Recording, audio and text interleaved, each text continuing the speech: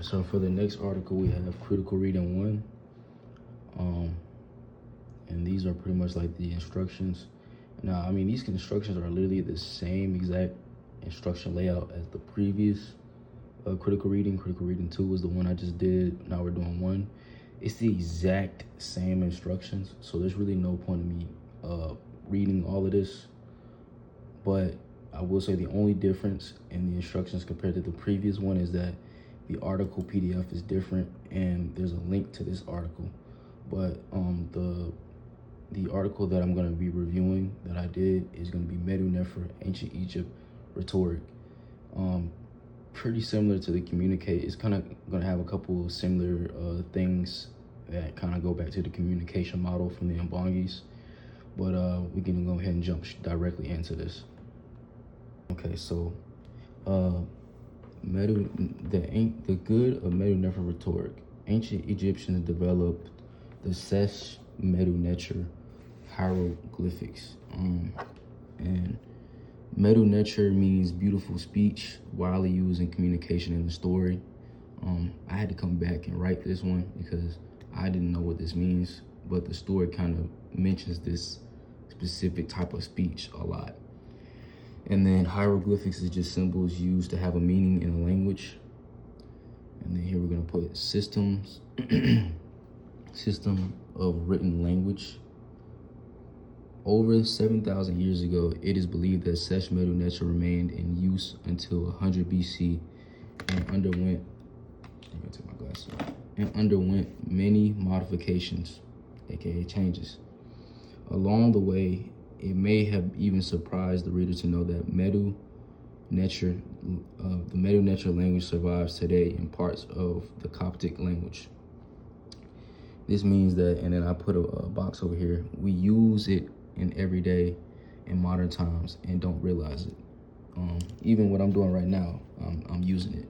I'm communicating with the video. You know, anybody that understands English that's watching the video is pretty much receiving what I'm saying. And this dates back to the communication model. And then the Remech, as the ancient Egyptians called themselves, developed ethical spiritual principles such as Mayat. I didn't know what that means, so I circled it, and then this is my definition. Mayat, good or positive, since in the story it is defined as beautiful speech. Mayat, that guided communication and a distinctive rhetorical style. They called Medu Nefer beautiful speech. It is important to note that while Mayat supplied the philosophical and moral guidelines for excellent human speech, the method, the techniques for achieving this excellence were providence of Medu Nefer. And then for this part, okay. In this way, Mayat functioned as regulatory principle of morality. Morality, from my definition, good belief. While Medu Nefer was seen as a tool to manifest Mayat. Thus, the relationship between Mayat and Medu Nefer is one of end goal and is the instrument instrument to achieve said goal. And then over here, I got 2 boxes circled. So for Nefer was seen as a tool to manifest Mayat, and end goal, an instrument to achieve. Medu Nefer uses speech to gain Mayat's positivity and principles. And then we're gonna move on to the next one. Rhetoric and philosophy have had a paradoxical relationship. I put an exclamation mark because I didn't know what that means. And apparently from what I got was paradoxical is dysfunctional. So they had a dysfunctional relationship. Since antiquity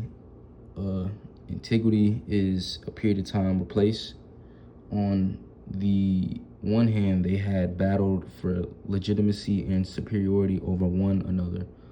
Other times, philosophical wisdom has served as the very foundation for what is considered good for society, including forms of speech.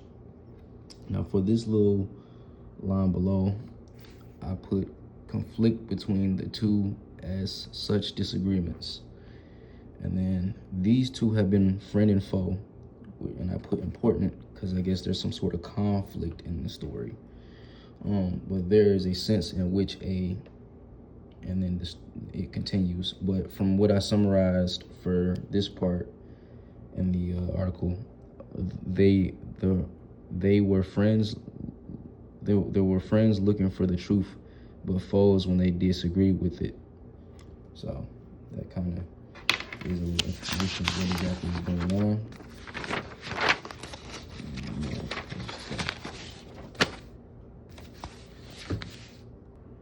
Okay, culture style of rhetoric is determined by prevalent views on the ultimate nature of reality.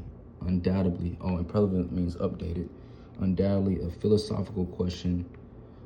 The sophists versus the philosophers. The word rhetor in Greek is referred to any public speaker, giving us a glimpse into society that has separated speaker from the audience. And rhetor, the definition I got for that was rhetor, anybody that can speak to the public. And then rhetorical, moreover, this rhetorical triangle approach separated speaker, audience, and context. And then I had a bubble on the side over here for that. And I said, the Greeks wanted us through three communications: key, speaker, audience, and context. So this is just a basic understanding of how communication was back then. Aristotle conceived of human beings as the only speaking animals, or animals with logos. Here is a case in which the ontological philosophical commitments shape the rhetorical style at the cultural level based on the philosophical tenet of the speaking animal, human being, in other words. And then over here on the right side, I put, it is not just simple and direct, it has a philosophical label for a speaking animal. Ancient Greeks came to see themselves as different from the rest of nature and believed in primacy. And primacy means, for me, specialty of speech. So, believed in specialty of speech as the one uniquely human quality, and developed a corresponding rhetoric style anchored in the use of speech to address and win over the public. For this one right here, I did, why did the Greeks only see that one human being quality unique? And then I put, we are the only animals that can do that well and efficient, because we're the only animals that can speak to each other with efficiency. I mean, we're so advanced compared to other animals when it comes to communication. And then similarly, ancient Egyptian Medu Nefer, beautiful, good speech was based on the ontological assumption. I put natural on the top. Assumption that human beings are indistinguishable from other parts of nature. Thus, rather than focusing on the proper techniques to speak to an audience, public Rimich saw speech as part of nature, NTR spirit of its own. And so, indistinguishable means humans are uniquely different from nature. And then thus, rather than focusing on this whole little bubble right here, I summarized that the summary of the main point in the Rimich viewed speech more than just something subtle. It was a force connected to the divine speech, and it was a part of living in life. And then the name of the language itself points to the direction of MDW, NTR, Medu Neter. It translated as divine word, and this is what I spoke on from the first page. Divine word means or beautiful speech, like page 1, which is what I just said. Evidence for that. They called Medu Nefer beautiful speech. And in the cosmology of the Remech, all things in the cosmos are divine, including human beings, including speech. As the daughter of Ra, the sun spirit of Hathor, the feminine fertility, love spirit, Mayat is also woven into the Memphis theology as part of the story of creation. Mayat was personified as the NTR, which was God or principle of balance, justice, and harmony. The feminine representation of Mayat was never present in the culture of Remech, including the stories of final judgment, like those written in the Book of Coming Forth by Day, and the Papyrus of Eni, 12,050 BCE. In this imagine of life after death, our souls travel to Dua, Hall to truth, and I put afterlife on top of that. Where each individual's heart is weighted against the feather of Mayat. And then right here, I put, this is where the souls are being judged by Mayat, which is kind of like if you die and you go see God and there's a heaven or a hell, that would be your judgment, pretty much similar to this. All right, and then heart is found to be lighter than the feather. Then the individual achieves Mawat, Kura status, which means good person. I put symbolism on the left. True, a voice would go on to work in the fields of the blessed from sun up to sundown, cultivating the earth as a reward for their character. If, on the other hand, the heart was found to be heavier than the ostrich feather of Mayat, which was bad person, then the heart of that person would be immediately devoured by Amit, the dreaded half hippopotamus, half crocodile beast, and existence to be forgotten. Summary, very similar to how heaven and hell, how heaven and the underworld is. As an organizing principle, Mayat provided Medu Nefer with the ethical goals of beautiful speech of special note, in the fact that the word Nefer and Medu Nefer has a plurality of meanings that range from beautiful, good, or just. It is interesting and linguistic feature of Medu Nefer that the words good, beautiful, and just were treated as synonyms. Thus, to do, speak Mayat was also to do, and say what most beautiful and what was most loved, as literature often describes goodness. To speak Mayat was to engage in the Egyptian neurologist Jan Hansen has called communicative solidarity. And then my definition for that is communicative solidarity, positive mutual understanding, shows speaking Mayat is the beauty of speech and conversation. What did it mean to speak Mayat or manifest beautiful speech? First and foremost, beautiful speech could also take the form of silence. For the Remech, silence has many uses, including to take time to show a difference, to intimidate an opponent, or simply to take time to reflect. Beautiful speech was also thoughtful, artful, carefully chosen.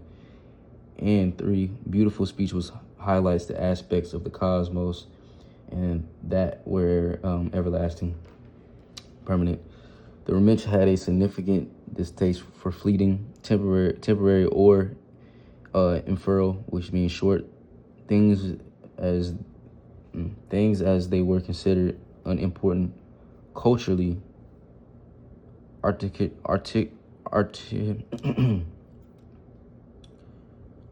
Masterpieces like the pyramids in Gaza are evidence of the cultural predilection for those things that have an everlasting impact. And then for this predilection would be interest. And then for the paragraph on the side, I wrote a thesis statement. Thesis: silence was a tool, for wisdom, respect, and communication. Because if somebody's talking to you, you have to be silent. If you talk over them, there's not going to be any real communication, and that shows a sign of no respect. So, similarly, in a rhetorical style, Medu Nefer put a premium in managing our speech in a way that reflected their divine sacred. This is often achieved through references to nature, forces of nature, to model ancestors to those features of the natural landscape that sustain life. The way someone speaks should show connection to the divine.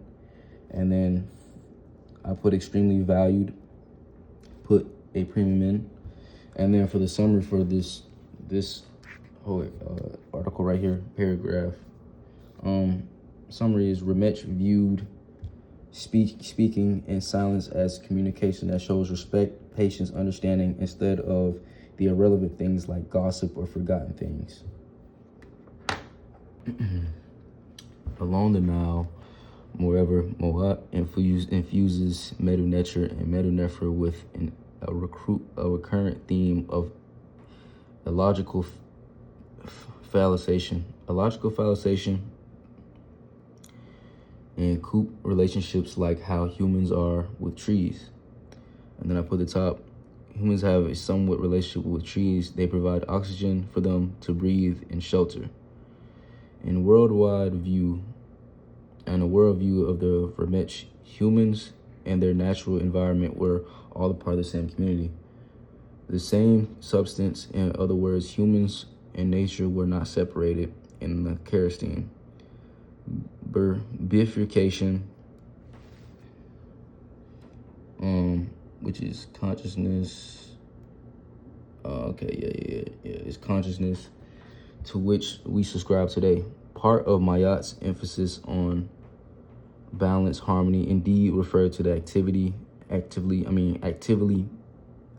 maintaining said balance and harmony with other species and landscapes on which they depended for survival.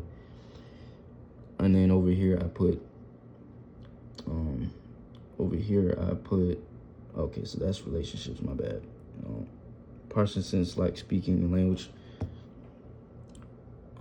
Okay. We would speak to these ideas as ecological principles. The principle of ecological phallicization, for example, asserts that in voluntary terms, those species that make it through the process of evolution are those who are able to develop symbiotic relationships with other species in its environment that can afford them food, protection, etc. in order to survive various points in time. This dates back to what I said at the top about humans having a relationship with trees. They provide oxygen for them to breathe and shelter. And then I put important right here. And for this side bubble right here, I put Mayat wasn't just an idea, but a way of life that needed humans to respect the relationship with nature. And then over here I put, and then Mayat scholar Molana Karenga describes Medu Nefer as having a restorative imperative and automatic nature cooperation, in which humans are expected to participate via speech in the work of creating or maintaining a balanced relationship to the local natural environment. And then I put irony, and I said this is ironic because humans nowadays are destroying the environment with construction. They're destroying trees, forests, all types of stuff. In short, because of the Ramech based their rhetorical style, Medu Nefer, on cosmology and ontology, that focus our attention on things that are everlasting, things that we have in common with nature, as opposed to what sets us apart from it, like the Greeks. The rhetorical style of Medu Nefer called for thoughtful, ecologically centered, artful, listening centered speech that gives Medu Nefer its own character and importance in the canon of classical rhetoric. Restorative imperative and automatic nature cooperation. So that's for I just read that, but yeah, that's pretty much it for this paragraph right here. And then here is just a bunch of references and some selected sources.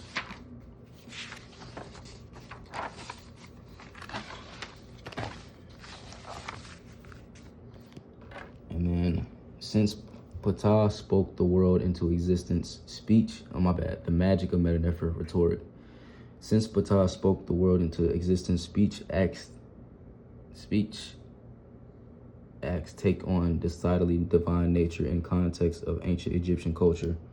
Words are considered to be capable of transforming reality and manifesting it onto our social interactions. And then at the bottom, I put very similar to saying the tongue is mightier than the sword, or sticks and stones can break my bones, but words will never hurt, but they do. For this reason, magic becomes part of the ancient Egyptian worldview, and the speech language is identified as the tool or vehicle through which magic can manifest into our own lives. And then over here I put, it's like if 1,000 people said you look beautiful every day, even though you don't, you'd believe it eventually, you'll start to believe it due to people's opinions on you and words. Words truthfully have power and influence. And then at the top, I put both page 7 and page 1 argue that Medu Nefer is more than just communication. It is a special force where speech can shape reality and balance. And then, what does such manifestation look like? One, just Ptah did in the beginning, humans can use their speech to impose or restore order into chaos and relationships with one another. And then for me, what I put for that was, humans can say hateful things to each other or beautiful things. Either way, they can shift emotions, because pain mentally or due to opposite all depends on how the speech is used. And then, and with a natural environment, by speaking into a measured, humble, artful, and attentive manner, humans can maintain a certain social order. Beautiful speech also invites collaboration and the practice of self-reflection. The Remech created conceptual frameworks for things like evil itself, magic, Heka. Oh, and I forgot to mention, for beautiful speech that also invites collaboration, I wrote, just like today's modern times, speech can create and manifest friendships and relationships and companionships. And then the practice of self-reflection, Ramesh created conceptual frameworks for those things like evil itself, magic, Heka, Hu, authoritative utterance, and Sia, perception. The use of these words is evidence of a shared moral language with which is to judge the ethicality. I had to guess what that means, so I wrote being right or correct in a way of various speech acts. So it's just a lot of just reflection on communication and how words are used, how the tongue is used, how words can affect people, how words can create problems, how words can create solutions. Words do truly have power.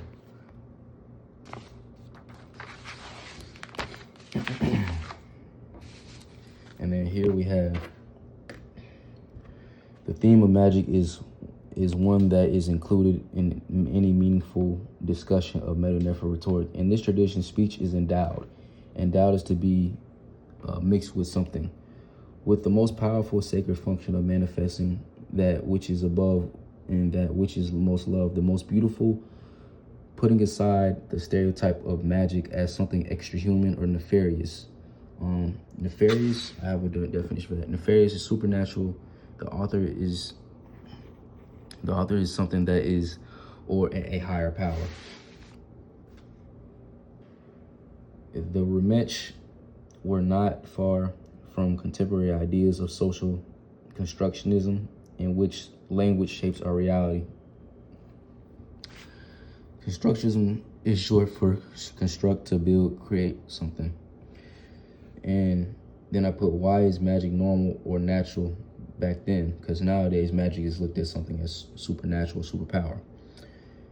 To our contemporary sensibilities, this may not be of great consequence, but to ancient Egyptians, that is a kind of superpower that, far from being supernatural, and is very essence of our connection to all that surrounds us.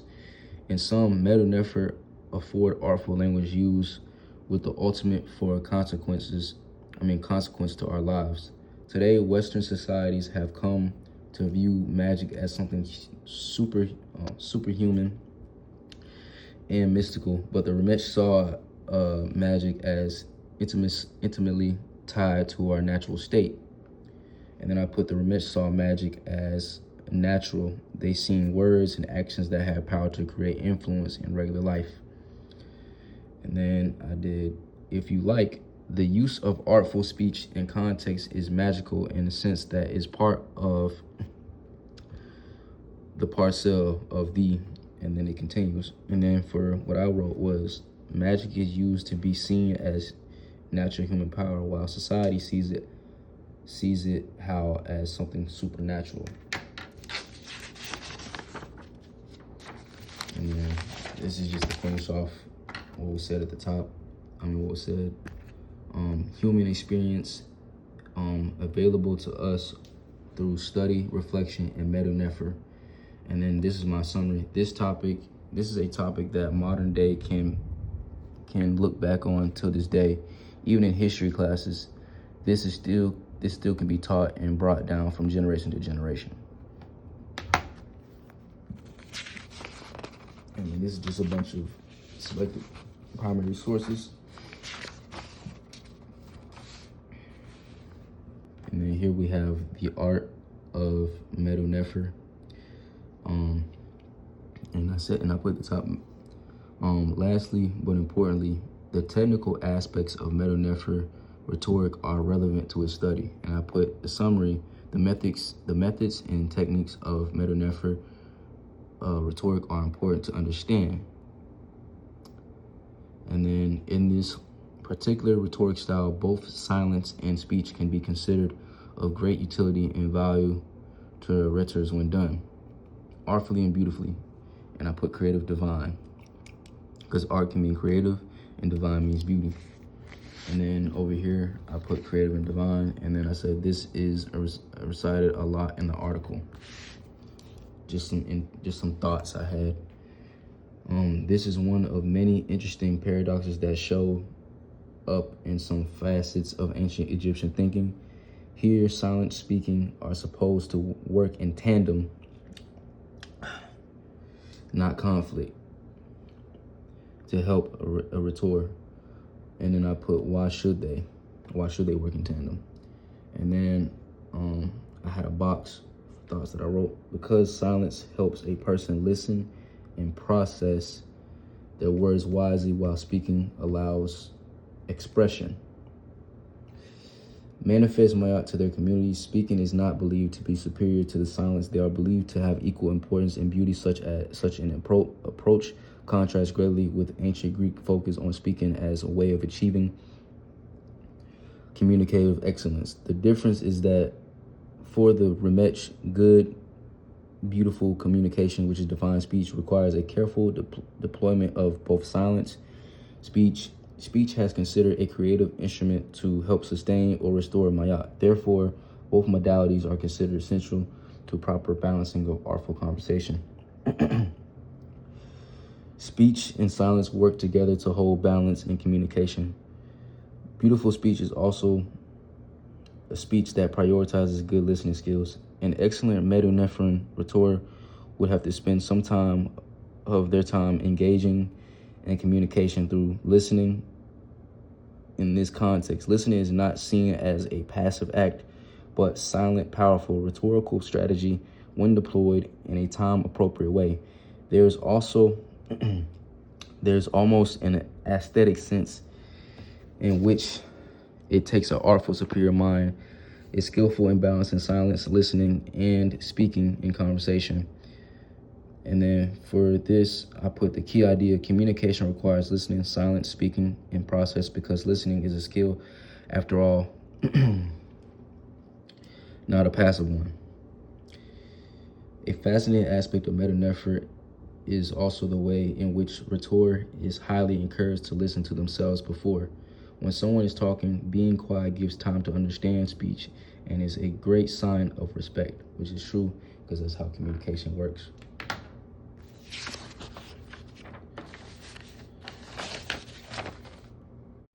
Now, the Greek know thyself was already a cultural imperative for the Remetz Additionally, the proper speaking of Mayat included members of Egyptian society reciting to themselves each morning the 42 laws of Mayat in the negative form. And at the top, I said, reminds me of the 48 laws of Power Book. When you commit to it, you obtain control and influence, not like the 42 laws of Mayat, but somewhat similar to it as far as commitment. And then when I did the 42 laws of Mayat, the negative form, i.e., I will not speak evil of others as a way to remind themselves of their commitments and values. And then here I put on the side for that, meaning that they have certain rules that they must follow. Each individual was encouraged to engage in the practice of their own will in accord as this took place before the establishment of organized religion in the 1st century BCE. Commitments. Each individual was encouraged and engaged in the practice of their own will in accord as this took place before the establishment of organized religion in the 1st century BCE. As a final end to their day, individual citizens were encouraged to recite the 42 laws of Mayat to themselves once again, but this time in the affirmative, i.e., I spoke justify means good of others. I did not speak evil of others, as a way for each individual to assess their behavior each day and in a very intimate way truly come to themselves. And then I put the Egyptian members are holding themselves accountable when it comes to the principle of Mayat. Lastly, an excellent Medu Neferian rhetor would have to be able to engage multiple perspectives. Part of the meaning of the word creative in this context emphasizes the creative part of creative, as in one who creates or one who brings things forth through the imagination, as the cosmic creative force Ka represents human beings having unlimited access to the creative generative force of Ka, so long as they have the right moral orientation. And then I put, as long as they live righteous, they will always have access to Ka. In this way, language is viewed as raw creative material from which to express one's divinity. Additionally, evidence of a commitment to pluralism can be found in other art forms of ancient Egyptian cultures, like painting and sculpture, like the hieroglyphics from page 8. Art historians have long noted that some ancient Egyptians portraits configure bodies in peculiar and confusing ways. One way may be looking at an image of a young man kneeling on profile view, only to discover upon close examination that the face of the young man is on profile. However, his chest is facing directly forward, while his legs appear oriented in the same way as the face. Such quirks have been observed with enough regularity that scholars have theorized the paintings were illustrations of a metaphor of the. And then for the summary of this text, I put the theme behind this paragraph is Egyptian art cared about being complete rather than a realistic representation. Communicate a virtue of looking at one singular issue through as many perspectives as possible. And then I put for that, the paintings show the importance of perspectives to communicate more efficiently. This style of painting drawing has been called aspective. And then for my definition, I didn't know what it meant at first, but I went with aspective could mean another person's perspective. And so far as one, it offers reduced account of a person or circumstances by presenting two-dimensional compositions focused on what is most essential to know about the subject of the portrait.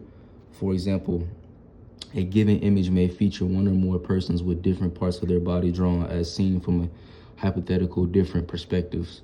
At the same time, the image features a host of other symbols of good character and good speech that has brought them nice garments, a full belly, or other indicators of a person whose good reputation has brought them stability and prestige. When we look at Medu Nefer as a vehicle of magic, making, and radical creativity in divinity begin to grasp the uniqueness and cultural logic of the rhetorical art. And then right here I put looking at problems from different perspectives, and it was just an interest thought that I had. Now, sculptures is another ancient Egyptian art form in which iconic renderings like that of the NTR force of nature, not thus feature the body of an obviously fit young man, but with the head of a falcon. To the uninitiated, it may appear that the ancient Egyptians worshiped animals or idolized such mutant-like creatures. Today, more and more scholars have rediscovered the culture of the Remetz as highly metaphorical, or short for metaphor, like or as something, a trait that is rewarded in speech and other arts. Thus, to contemporary scholars, it has become obvious that the use of animal imagery in Egyptian art and language. And then for what I put for that was animal imagery places a part in symbolism, because majority of the falcon head and the big chest, that's symbolism. Since it is a representation of the meaning of something like, for example, supernatural, written and oral is deployed to represent a particular set of qualities for which particular species of animals are generally known for. Literal interpretations, therefore, are finally being abandoned in case of the sculptural depiction of Thoth as NTR, force of nature, representing knowledge and wisdom. He dons the head of falcon, signaling his bird-like ability to be able to assess a situation from multiple perspectives simultaneously. Symbolism. That what kind of symbolism. And then over here at the bottom, I said this reminds me of Anubis, the man with the head of a dog, symbolizing transition to death to afterlife, which is an actual real thing in Egyptian history. Other cultural artifacts of the Remetz feature interesting exercises and perspectives taken as well, from short stories being told from the perspective of a tree, or from the voiceless, i.e. story of a quint taking on plurality and points of views and deemed virtues worth of emulation. And the summary of that would be this part of the article shows Egyptian art and stories were symbolic. The Remetz used animals to represent abilities like strength, power, and guidance, showing understanding of viewpoints, and it was an importance. And yeah, that looks like that is the Yep, got it. So this would be the last page. Now, I put about the author. Dr. Melba Vels Ortiz is an associate professor at Grand Valley State University. Her areas research are communication ethics, and I have a big chunk of definition for that. Communication ethics, meaning conversation. That talked about. This part's kind of covered up a bit. I'm sorry. Talked about the most is the whole article. It is of the major key things to understand is in this article. That doesn't sound right, but the paper is kind of covered up because of the staple. And then we have in global environmental communication, her work examines the ways in which the long-term success of conversation efforts depend upon fundamental shifts in cultural values and aesthetic and moral communication, and shared understandings of how of how the individual fits into social ecological communities. And then I put this article, it was very informative. In 2020, Velsez Ortiz published Mission Ethics in Communication Context of Routledge Press. The book details how classical ethical approach of Mayat guided the ethical and communication practices in ancient Egypt. The book explores the cross-pollination between ancient Greek and ancient Egyptian approaches to virtue ethics and stark differences in their analysis of interpersonal, political, and religious communications. In addition, In addition, Dr. Velez Ortiz has researched and published in the area of Latin America and Caribbean Latino philosophy and intellectual history. So for this whole little section right here, I summarized the book looks at how ancient Greeks and Egyptians view ethics and communication, what they had in common, and what made them different from each other. And then another summary I put was, what I feel is that the purpose of these articles, the Ramech reviewed speech as an art, a tool, something used to balance creativity and reality, relationships, and peace. And then for the my final notes I took was, it's crazy how the article relates to each other as well as the modern times we are in now, because a lot of the communication ethics are relate to modern times, and the communication ethics that was used in the story are used in modern times now. And then I said, it really shocks me how connected we are to communication ethics to this day, and we still use it. So, and that pretty much breaks down the whole article of Medu Neter and my notes. That is pretty much it for my Critical Reading 1 assignment.